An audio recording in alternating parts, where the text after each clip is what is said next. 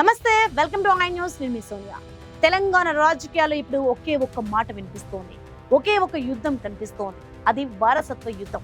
మాజీ ముఖ్యమంత్రి కేసీఆర్ దశాబ్ద కాలం పాటు నిర్మించుకున్న రాజకీయ సామ్రాజ్యాన్ని, ఆయన లెగసీని కూకటి వేళ్లతో పెకిలించేందుకు సీఎం రేవంత్ రెడ్డి పదునైన వ్యూహాలకు పదును పెట్టారు. కేసీఆర్ ప్రతిష్టకు ప్రతీకగా నిలిచిన కాళేశ్వరం ప్రాజెక్టునే ఇప్పుడు ఆయన రాజకీయ పతనానికి పునాదిగా మార్చాలని చూస్తున్నారు. ఒకవైపు కాళేశ్వరంపై సిబిఐ అనే బ్రహ్మాస్త్రాన్ని సంధిస్తూనే మరోవైపు కాంగ్రెస్ లెగసీ అయిన ప్రాణహిత చేవెళ్ల ప్రాజెక్టుకు ప్రాణం పోస్తున్నారు. ఇంతకీ రేవంత్ రెడ్డి వేస్తున్న ఈ అడుగులు మాస్టర్ స్ట్రోకా లేక భారీ రిస్క్ తో కూడిన పొలిటికల్ గ్యాంబ్లింగా? ఈ వారసత్వ యుద్ధం ఎటు దారి తీయనుంది? చూద్దాం ఈ ప్రత్యేక కథనంలో.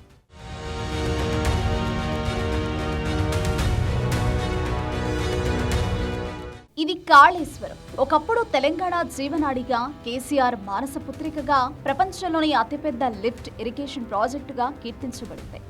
బీఆర్ఎస్ పార్టీకి ఇది కేవలం ఒక ప్రాజెక్టు కాదు, తెలంగాణ గర్వానికి, కేసీఆర్ పాలనా దక్షతకు నిలువుటద్దాం. కానీ కొద్ది సంవత్సరాలకే ఆ అద్భుతం బట్టబయలైంది. పగుళ్లు కేవలం బ్యారేజీలకే కాదు, దాని ప్రతిష్టకు కూడా ఏర్పడ్డాయి.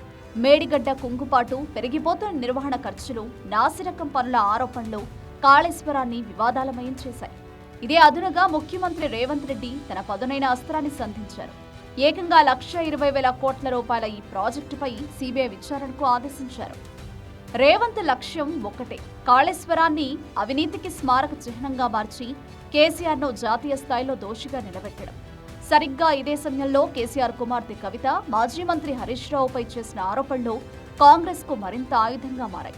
ఈ దెబ్బతో తెలంగాణ జల విప్లవ పితామహుడుగా కేసీఆర్ నిర్మించుకున్న ఇమేజ్ ను పూర్తిగా దెబ్బతీయాలన్నది రేవంత్ పక్కా ప్లాన్.